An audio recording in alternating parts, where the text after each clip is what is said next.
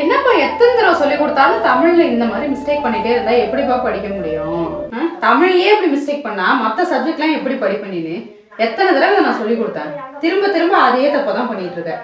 அம்மாலாம் படிக்கிற காலத்துல எவ்வளவு மார்க் எடுப்பேன் தெரியுமா? எல்லாத்துலயும் ஃபர்ஸ்ட் மார்க் தான். 100க்கு 100 எடுப்பேன். ஒரு மார்க் கூட குறைய மாட்டேன் எதுலயுமே. அம்மா நீ பொய் சொல்ற. பொய்யெல்லாம் இல்லப்பா, உண்மையா சொல்றேன். நீ பொய் சொல்ற.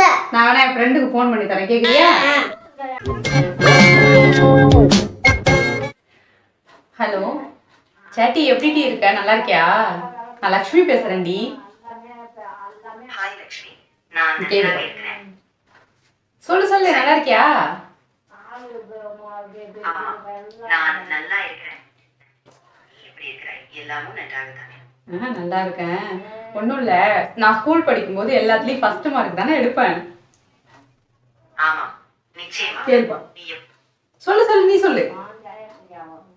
ஆமா, நீ எப்போதும் பள்ளியில் எல்லா பாடங்களிலும் முதலிடம் பெறுவாய். உன் முயற்சி, உன் கடின வேலை எல்லாமும் இதை உறுதிப்படுத்துகிறது. சரி சரி, ரொம்ப தேங்க்ஸ். அதுதான் என் பையன்கிட்ட சொல்லணுங்கிறதுக்காக தான் ஃபோன் போட்டேன்டி. சரி நான் வைக்கிறேன், அப்புறம் பேசுறேன். நன்றி லக்ஷ்மி, சொல்லியது போல உன் மகனுக்கு தெளிவாக சொல்லு. சரி, நான் இனி வைக்கிறேன். பிறகு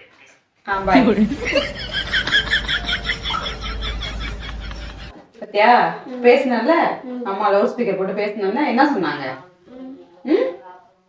நீ நல்லா படிப்ப சொன்னாங்களா? அப்ப நீ என்ன செய்யணும்? இனிமே நல்லா படிக்கணும். அம்மா மாதிரி நல்லா படிச்சு அம்மா மாதிரி பெரிய ஆள் ஆக முடியலன்னா கூட ஓரளவுக்கு அது பெரிய ஆள் ஆகிறதுக்கு முயற்சி பண்ணணும். பெரிய சோழர் பரம்பரை. இவர் ராஜராஜ சோழன், அவர் ராஜேந்திர சோழன்.